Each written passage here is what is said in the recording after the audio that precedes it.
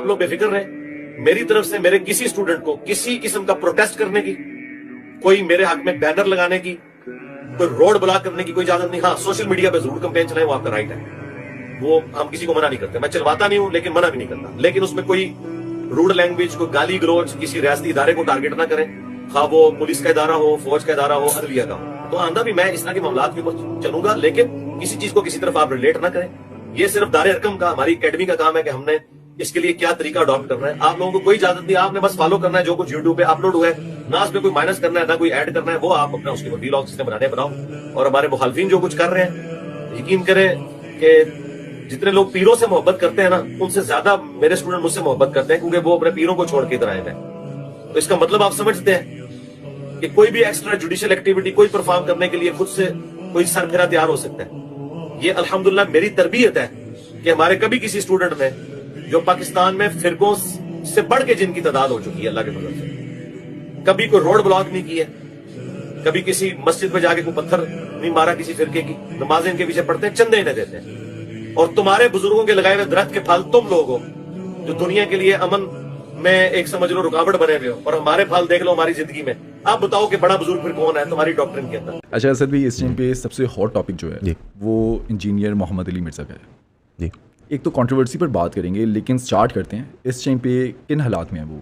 Family से आपकी बात हुई, उनके जो करीबी लोग हैं उनसे आपकी बातचीत हुई? मेरे अली भाई के स्टूडेंट से बात हुई जो अकेडमी चलाते हैं, तो इस वक्त वो आई बिलीव झेलम जेल के अंदर हैं। और जब हमने कल वीडियो क्लिप रिकॉर्ड किया था तो तब तक 3 MPO के ऑर्डर में वो ज़ेर हिरासत थे। अब उनके ऊपर 295C का मुकदमा दर्ज हुआ है और आई बिलीव पीका का भी ऑर्डिनेंस लगा है। ज़ाहिर पीका का ऑटोमेटिक लगने का वो इंटरनेट के ऊपर चीज़ थी, और अब वो मामला प्रोसिक्यूट होगा। अच्छा, अली भाई के पास वकला भी हैं, मैं आपकी ऑडियंस को बताना चाहूँगा, उनके पास शागिर्द भी हैं वहाँ पे, अल्हम्दुलिल्लाह बिल्कुल खैर खैरियत से हैं। वैसे वो दिलेर आदमी है, तो कोई ऐसा मामला नहीं है कि उनके पास रिसोर्स नहीं अवेलेबल। हर किसी का जो उनसे प्यार करता है, चाहते हैं कि वो कोई मेरे को मदद करे, तो सर आप अपने घर रहें, वो अपनी मदद आप अल्हम्दुलिल्लाह कर सकते हैं। उनका पहला मुकदमा नहीं है, उनके ऊपर पहले भी कई मुकदमे हुए हैं, वो कोर्ट ऑफ लॉ के थ्रू ऑपरेट करते हैं। इवन जो उन पर 5 जानलेवा हमले हुए थे, तो वो भी उन्होंने मैटर्स लीगली रिजॉल्व किए थे। अच्छा, उन पर पहले भी 295C लगी है या फर्स्ट टाइम लगी है ये? उन पे पहले भी ब्लास्फेमी की चार्ज लगी थी, उसकी एग्जैक्ट दफ़ात मुझे याद नहीं है, अगर आप रिसर्च करके यहाँ पर डाल देंगे तो मुनासिब होगा। और उस केस को वो फाइट कर रहे हैं। 295C का मुकदमा अगर आपके ऊपर होता है, this is not a death sentence.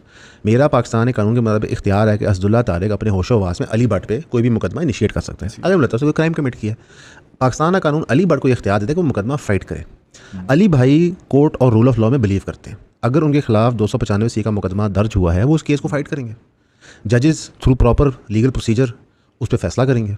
अगर वो फैसला किसी पार्टी के पसंद का नहीं है, वो उसको अपील करेगा, और ये मामला all the way to supreme court जा सकता है।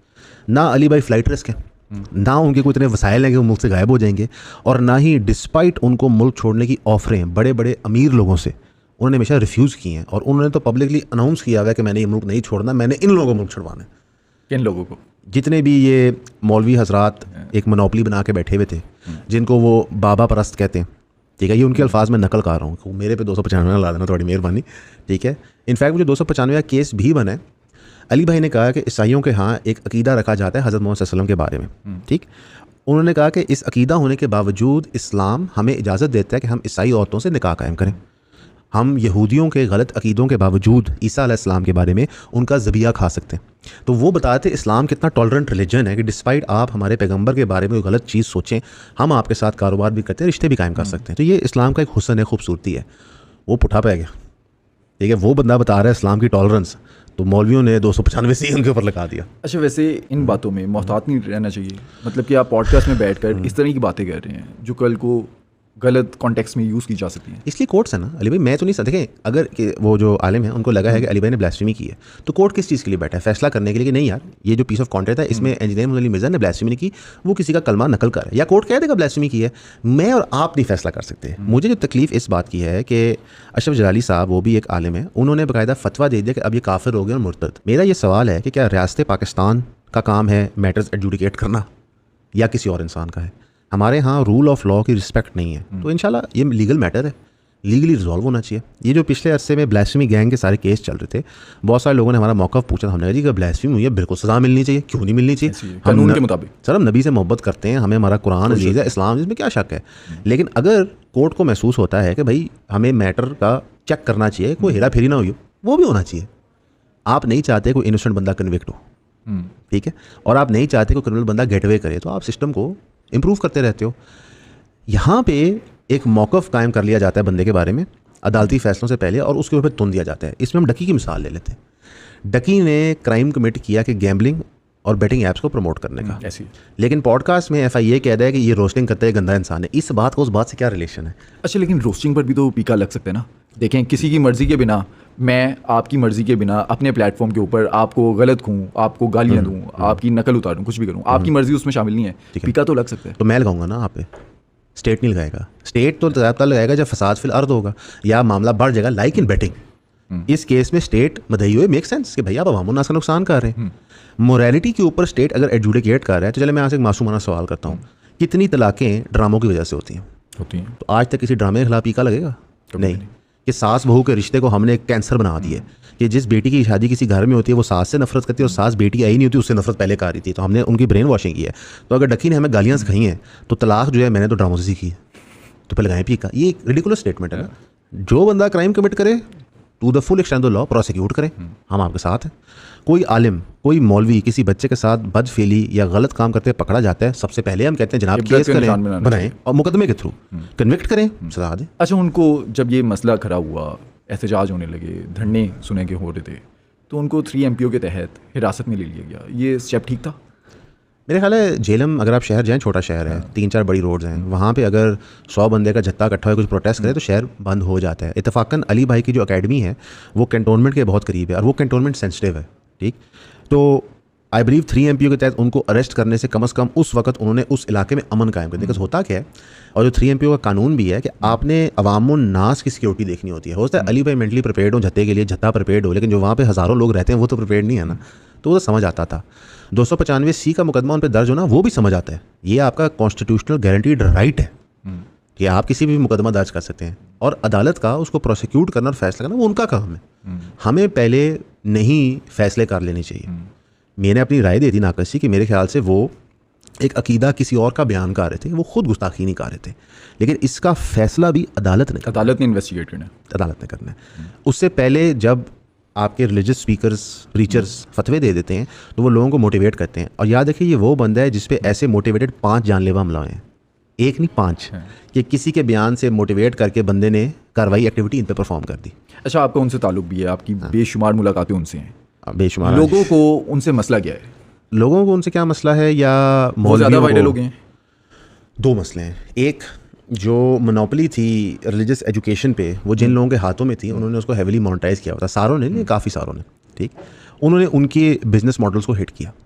दूसरा, अली भाई की जो चर्ब ज़ुबानी है, उनकी एबिलिटी टू स्पीक है, वो वाकई इंप्रेसिव है, ठीक। उसकी वजह से उन्होंने अपने आप को 7, 8, 10 साल में बहुत ग्रो किया, बड़ी मेहनतों के साथ, और वो किसी का कोई लिहाज नहीं रखते।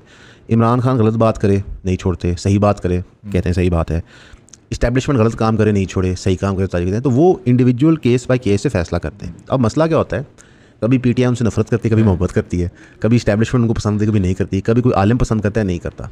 अगर एक आम बंदा जो उनको सिर्फ और सिर्फ शॉर्ट सी हद तक सुनता है या पॉडकास्ट देखता है, जानना चाहे इंजीनियर मोहम्मद अली मिर्ज़ा कौन है, क्या वो मजहबी स्कॉलर हैं, क्या वो इन्फ्लुएंसर व्लॉगर हैं, जैसे कि हम लोग व्लॉग करते हैं, उसमें हम किसी पर भी बात कर लेते हैं, जो हॉट टॉपिक है उस पर हम बात कर लेते हैं, क्योंकि एक स्कॉलर का PTI पे, इस्टेब्लिशमेंट पे बात करना बनता नहीं है।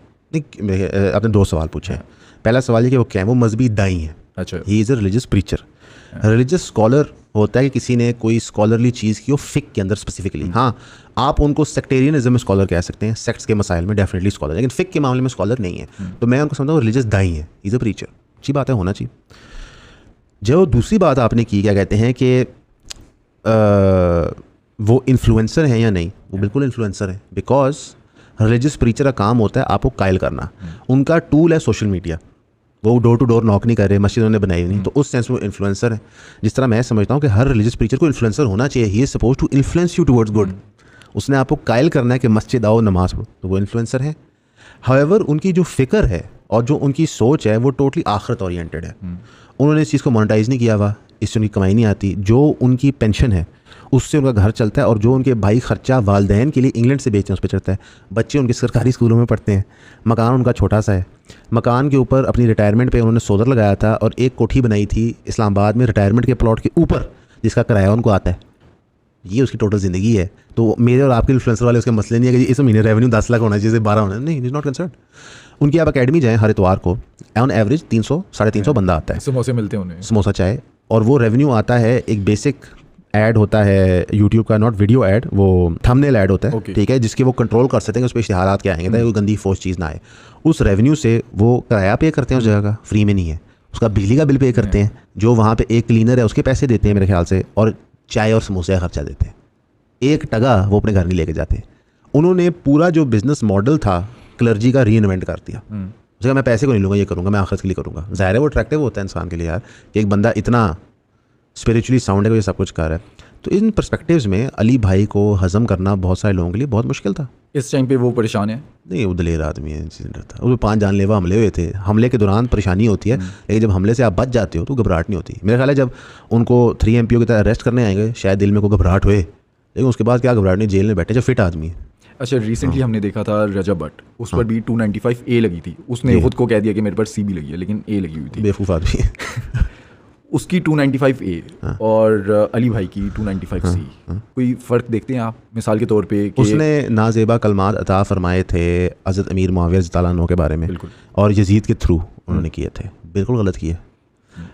उसके ऊपर मुकदमा बनाए, मुकदमा चलाएं, ठीक है। मुकदमे का जो कंक्लूजन आएगा तब की तब बात होगी।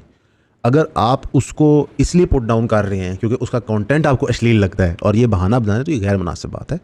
और फिर तौहीन सहाबा हो, तौहीन अंबिया हो, तौहीन हज़रत मोहम्मद सल्लल्लाहु अलैहि वसल्लम हो, कुरान की तौहीन हो, ईसाइयों की तौहीन हो, उनकी किताबों की तौहीन हो, ये सब गलत है, ये नहीं होना चाहिए, इसमें तो कोई शक दो राय नहीं है।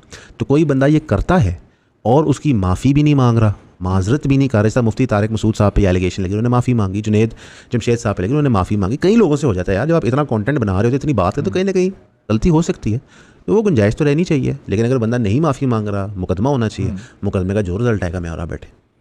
मेरा ये ख्याल है कि हमने ये अस्यूम कर लिया है कि रियासती अदारा जैसे कोर्ट है वो कोई काम नहीं करेगा, हमारा उसमें कोई ट्रस्ट या फेथ नहीं है। कुछ रियासती इदारे की भी गलती है, हिस्टोरिक फैसलों से, डिलेज से, आप तारीख पे तारीख वो जो डायलॉग है चल रहा होता है वहाँ पे, तो अवाम और कोर्ट्स में एक गैप आ गया है। इस गैप को फिल करते हैं विजिलेंटी ग्रुप्स। अच्छा, इस टाइम पे अली भाई जो हैं वो माफ़ी मांग कर ये जो अभी स्टोरी चल रही है इसको एंड करेंगे या अदालतों में फेस करेंगे? आई डोंट नो, मेरा नहीं ख्याल अदालतों में जाएंगे, मेरा ये ख्याल है, बट मेरी अली भाई से बात नहीं हुई। लेकिन टाइम ज़्यादा नहीं लग जाएगा? लगे। उस बंदे ने अपनी नौकरी के पीक में सरकारी प्रेशर से नौकरी से रिटायरमेंट ली, ठीक है, कि मैं फुल टाइम अपनी ज़िंदगी कुरान और सुन्नत की तालीमात लोगों को पेश करूं। उसको पैसों और टाइम की तो टेंशन नहीं है। अपने दिमाग में वो एक अक्सर अली भाई वीडियोज़ में कहते हैं कि मैं चलती फिरती 302 हूँ, ठीक है, तो वो तो मेंटली प्रिपेयर्ड हैं इस चीज़ के लिए। बाकी मेरा ख्याल है कि जो उनका पर्सपेक्टिव है कानून का, वो केस फाइट करेंगे। हाँ, अगर उनको लगता है कि उन्होंने गलत बात की है तो सबसे पहले माफ़ी मांगते हैं। एक दफ़ा जो बरेलियों के बहुत बड़े दाई हैं उनके बारे में उन्होंने एक बात की थी, जो बाद में जब क्लैरिफिकेशन हुई तो पता चला कि ये बात उन्होंने नहीं की थी, मनसूख हुई थी। अली भाई ने पुरानी वीडियो भी डिलीट की, पब्लिकली माफ़ी भी मांगी। तो अगर उनको लगता है उन्होंने गलत काम किया या आप उनको दिखा रहे हैं उन्होंने गलत काम किया, वो सबसे पहले माफ़ी मांगते हैं। अली भाई की मानने वाले, सुनने वाले, फैंस भी आप कह सकते हैं, बहुत ज़्यादा हैं। अच्छा, अब जो दूसरे लोग हैं जिन्होंने मुकदमा करवाया, उनकी भी अच्छी खासी ऑडियंस कह लें, मानने वाले कह लें, तो ये आमने सामने नहीं हो जाएंगे, हालात ज़्यादा ख़राब नहीं हो जाएंगे? सबसे पहले कोई बंदा जिसने अली भाई का कंटेंट देखा है और उनका इस्लाम का मुकदमा सुना है, तो वो अली भाई का फ़ैन नहीं होगा, वो इस्लाम का फ़ैन होगा। क्योंकि अली भाई अपनी शख्सियत को सामने नहीं रखते, वो कुरान और सुन्नत को रखते हैं। अली भाई का जो दलील है कुरान और सुन्नत से आता है, वो अली भाई की दिमाग में दाखिल नहीं होता, नंबर 1। नंबर 2, जो उनके मुखालफीन हैं इस केस के अंदर, वैसे तो मैं नहीं समझता कि मुसलमान इस केस के अंदर जो मुखालफीन हैं वो भी इस्लाम का नक्शा सामने रख रहे हैं, ठीक है। सो ये एक रिकन्सिलिएशन होनी है कि जनाब कौन कहाँ पे किस तरह दुरुस्त है। फॉर एग्जांपल, मेरा एक मासूमाना सवाल है, जनवन गुस्ताखी क्या होती है? एक कार्ड है, उसके ऊपर लिखा हुआ है मोहम्मद असदुल्ला तारिक गुलजार, विजिटिंग बिजनेस कार्ड्स होते हैं, वो कार्ड ज़मीन पे गिर जाए, उसे मोहम्मद लिखा हुआ है, क्या ये गुस्ताखी होगी कि नहीं? आपके ख्याल से ये होगी कि नहीं? बेदबी होगी, ठीक है। इस पर मुकदमा हुआ हुआ है गुस्ताखी का, इस कार्ड वाले इंसिडेंट पे, ठीक है। हमारे यहाँ गुस्ताखी की डेफिनेशन क्लियर नहीं है, अवामुन नास को नहीं पता क्या गुस्ताखी है, ठीक है। देखिए, आप एजुकेट करें लोगों को कि भाई ये चीज़ गुस्ताखी है, ये चीज़ गुस्ताखी, लोग नहीं करेंगे यार। इस मुल्क में हर एक मुसलमान नबी सल्लल्लाहु अलैहि वसल्लम से कितनी मोहब्बत करता है, लोग दीन के लिए अपनी जानें देने को तैयार हैं, चाहे अफ़गान मुजाहिदीन का साथ देना हो, कश्मीरी मुजाहिदीन का साथ देना हो, लोग अपने जानो माल दाव पे लगाते हैं यार। हम लोग नबी से, इस्लाम से बेपनाह मोहब्बत करते हैं, ठीक है। लेकिन अगर एक चीज़ हमें पता ही नहीं है गुस्ताखी क्या है, तो भाई अगर कोई गलती से कर रहा है तो उसको आप समझाएं कि भाई ये गुस्ताखी आपने ऐसे नहीं करना। फिर हनफी फ़िक़्ह के मुताबिक जहाँ से हमारा कानून आता है मेजॉरिटी, क्योंकि यहाँ पे हनफी हैं ज़्यादातर, बरेलवी और देवबंदी हनफी ही हैं बेसिकली। इवन जो अहमदी गुलाम अहमद दज्जाल के फॉलोअर नॉन मुस्लिम हैं वो हनफी स्कूल ऑफ लॉ फॉलो करते हैं। तो यहाँ पे हनफी स्कूल ऑफ लॉ राइज है। हनफी स्कूल ऑफ लॉ के अंदर गुस्ताखी की माफ़ी है कि आप माज़रत कर सकते हैं, और ब्लेस्फीमर उसको कहा जाता है जो बार बार ब्लेस्फेमी करे, उससे हटे ना और फसाद क्रिएट करे उसकी बुनियाद पे, जिस तरह गुलाम अहमद कदयानी दज्जाल ने किया था कि उसने नबूवत का दावा करके फसाद फिल अर्द किया था। उसको सजाए मौत मिल सकती है, उसके खिलाफ उस वक्त काजी मुकदमा करके चलाता। ठीक है, तो ये डिफरेंस तो है। तो जो हमने जिस तरह 295 A, B और C बनाया हुआ है, कितने बच्चों को पता है उसमें क्या लिखा हुआ है? नहीं पता, किसी को नहीं पता। रजब भट्ट को नहीं पता था। साका सबसे बड़ा इन्फ्लुएंसर सोशल मीडिया का पाकिस्तान का। ठीक है, तो जब तक हमें ये चीज़ें पता नहीं होंगी या बताई नहीं जाएंगी, देखिए ना पूरे पाकिस्तान के अंदर सिविक्स नहीं पढ़ाई जाती बचपन में, कि कानून क्या होता है, थाना क्या करना है किस तरह, तो हम लोग बेसिकली जाहिल हैं कानून के मामले में, पता ही नहीं होता। मसलन एक बंदे को नोटिस आता है अदालत से, वो कहता है ओहो मैं मार गया, तो पढ़ते से ही नोटिस से की लिखा है, तो ये तलब किस चीज़ के लिए किया जा रहा है। मतलब मैं छोटा सा मिसाल देता हूँ, टीका का कानून बहुत सख्त है, मेरे उससे इख्तलाफात है। अगर नेशनल साइबर क्राइम एजेंसी आपको नोटिस भेजती है तो आपको वो एक नोटिस भेजेगी, आप पेशी भी मत जाए कोई फ़र्क नहीं पड़ता। दूसरा नोटिस भेजेगी, आप पेशी भी मत जाए कोई फ़र्क नहीं पड़ता। जब तीसरा नोटिस भेजेगी और आप पेशी पे नहीं जाएंगे, उसके बाद वो ये तसव्वुर करेंगे कि इस मुकदमे में आप राय अपनी नहीं देना चाहते, फिर वो कार्रवाई स्टार्ट करेंगे। अच्छा, वैसे वो पहली पेशी पर भी आपसे एक्सप्लेनेशन मांगते हैं, हाँ, ये नहीं कहते कि आपको गिरफ्तार करने लगे हैं। मैं अपना बता देता हूँ, हमारे पे किसी ने पीका का मुकदमा किया, हमें नोटिस आया, इत्तेफाक से जिस दफ्तर में हम हैं इसके बड़े करीब है उनका दफ्तर, हम चले गए, 11 बजे का टाइम था, 11 बजने से 5 मिनट पहले हम पहुंचे, हमने आईडी कार्ड की एंट्री करवाई गेट के ऊपर, अंदर कमरे में चले गए। दफ्तर थोड़ा कमज़ोर था, ये मैं ज़रूर सरकार से क्लियर करना चाहूँगा कि यार दफ्तर तो कुछ बेहतर करो, बिल्कुल ही मतलब बिजली नहीं है, वो लोग अंधेरे में बैठे हैं, साइबर क्राइम का दफ्तर है, it should look like it. खैर हम अंदर चले गए, 11:05 पे हमारी बारी आई। एक यंग लड़का अफसर था, उसने बड़े आराम से बाइज़्ज़त तरीके से पूछा आपने ये वीडियो बनाई, कैसे बनाई, क्यों बनाई, इसका एविडेंस क्या है, आप तफसील लिख के दें। उसने वो लिखा, इत्तफाकन वो मामला हमारा आउट ऑफ कोर्ट सेटल हो गया।